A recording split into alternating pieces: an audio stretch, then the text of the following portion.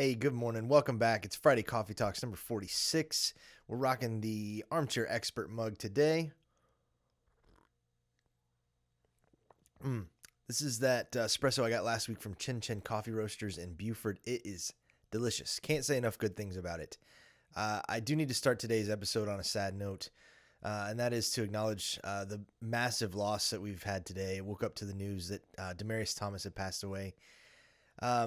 Bebe and I, as we called him at Tech, overlapped for 1 year. My first year with the football team when I worked there as an equipment manager was his last year. It was 2009 when we won the ACC, and it hits hard. I can't say enough good things about Bebe as a person. He just was that person that would just kind of light up every room he was in. A very infectious smile. And in fact, two of my most defining memories of working for the team at Tech involve him. So the first one being that year at the Orange Bowl. We won the ACC. We went to Miami at the Orange Bowl. It was my first bowl game, so I was still kind of like just wide-eyed, like trying to figure out what was going on. But there was one day we're down in Miami. We're hanging on the beach. Me and the managers are, throwing the football around, just hanging out on the beach. And I remember looking out and seeing Bebe standing there in the water. He's putting a life jacket on, about to go jet skiing. Everybody's just having a good time, and stood around him in the water. There's like 3 or 4 sports agents in suits with ties on that had their pants rolled up to their knees and had waded out in the water and were trying to talk to Bebe and I guess get him to sign with their agency when he went to the draft in a few months. Just a ridiculous sight. It still makes me giggle. And then the other one was earlier that year, we played Clemson at home, and we had a trick play, a fake field goal that we'd been running all week. I don't know what the coaches saw, but they knew that it was going to be something they could exploit. And so we had this play that all of us were prepared for. We'd run it thousands of times in practice probably. But the play involved a little trickery with substitution. It's actually illegal now after we did it, but the field goal unit was being brought on. The team was coming off. And what happened was Bebe stayed on the sidelines. He actually never left the field. So he got caught up in the shuffle. He checked in as eligible with the receiver or with the referee. And we all knew he was there, but Clemson had no idea. So I'm sitting there. My job at the time was a ball boy. So I'm standing on the line of scrimmage, like right next to him. I'm doing anything I can not to look at him, like not to draw any attention. I'm like, no, please, I don't want to be the one to screw this up because I knew it was coming. And of course it worked perfectly. As soon as we snapped the ball, Scott Blair, our kicker at the time, just threw a dime and Bebe walked into the end zone. It was a beautiful play. One of my favorites. And you can actually, if you go on YouTube, you can still see the play. As soon as the ball is snapped, you can see me get up and start running to the end zone celebrating because I knew what was going to happen. Nobody was even around him. It was a guaranteed touchdown, and we won the game. We beat Clemson at home. So, again, I can't say enough great things about Demaryius Thomas. Stand-up guy, just super nice, super genuine. The biggest thing that I took away from him was that, he had no idea who I was. He probably knew my face at the time because I was around the team so much, but he didn't know my name. I didn't matter to him. I was totally irrelevant, and he still treated me like one of his friends. He'd give me hugs when we were all celebrating in the locker room, and just a super, super nice guy. So I can't say enough about him, and just rest in peace, Bebe. The world's going to miss you big time, for sure. So let's change gears a little bit.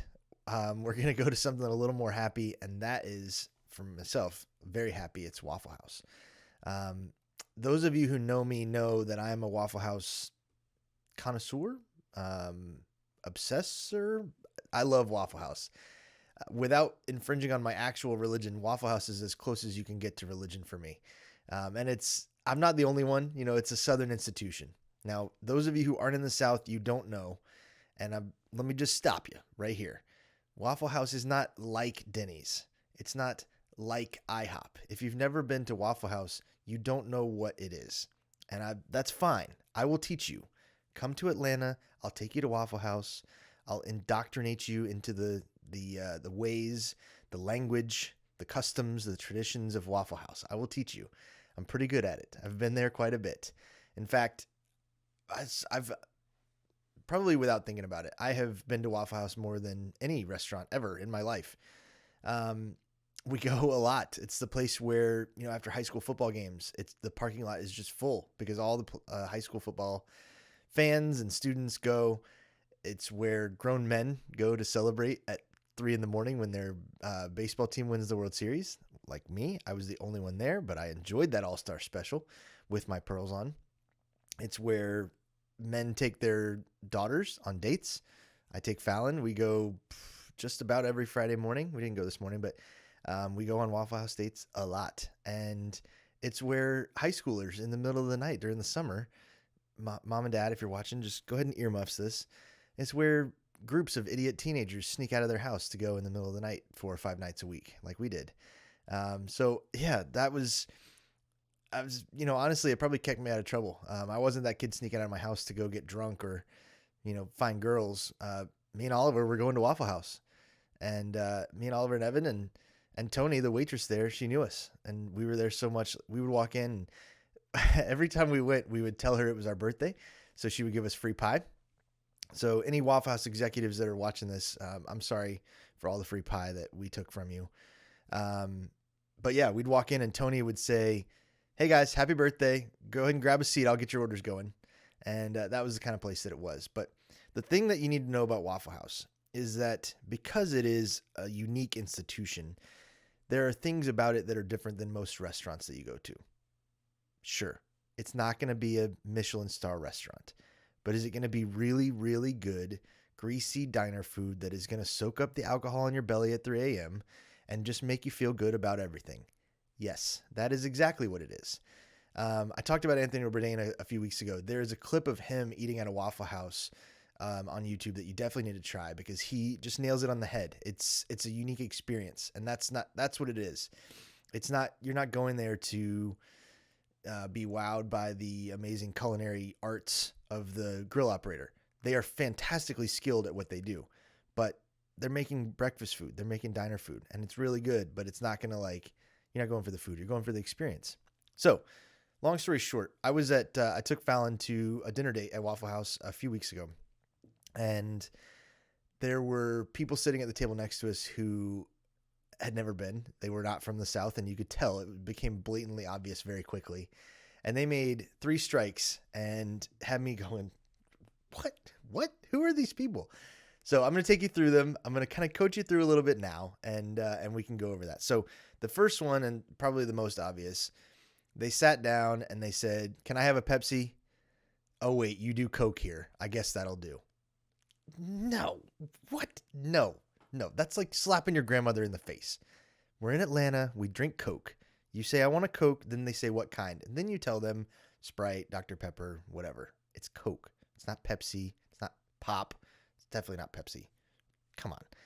Then they sat down. Then they started ordering. And they said, "I want eggs and bacon and home fries."